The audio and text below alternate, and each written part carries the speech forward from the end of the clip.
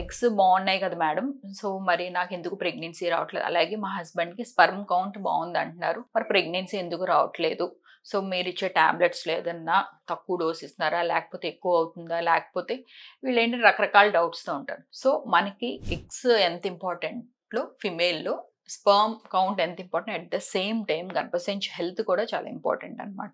So అది హెల్దీగా ఉంది, ప్రెగ్నెన్సీ 9 months ముందుకు వెళ్ళాలి అంటే, అది హెల్దీగా ఉంది అని తెలుసుకోవాలంటే endometrium is a very key factor. So ఆ ఎండోమెట్రియం లైనింగ్ అట్లీస్ట్ మనకి ఒక ప్యాటర్న్ లా కనపడాలి, మనకి అట్లీస్ట్ 3 లైన్ రావాలి, అట్లీస్ట్ మనకి 7 mm అనేది థిక్నెస్ ఉండాలన్నమాట.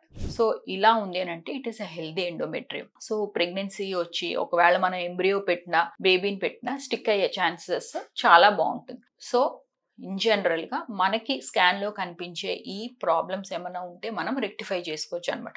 సో దీనికి కూడా మనకి ట్రీట్మెంట్స్ ఉన్నాయి. లైక్ బయట నుంచి కొంతవరకు వీళ్ళ బాడీలో హార్మోన్ ఈస్ట్రోజన్ ఎందుకో ప్రొడ్యూస్ అవ్వట్లేదు, ప్రొడ్యూస్ అవునప్పుడు ఏంటంటే మనం బయట నుంచి ఇస్తే ఈస్ట్రోజన్ హార్మోన్ని దీని లైనింగ్ అనేది పెంచవచ్చు అనమాట. At the same time oestrogen హార్మోన్తో కూడా ఒక్కొక్కసారి బ్లడ్ సప్లై కొంతమందికి సరిగ్గా వెళ్ళదు లోపలికంటే, సో అప్పుడు కూడా ఎండోమెట్రియం గర్భసంచి పొర అనేది పూర్తిగా పెరగదు.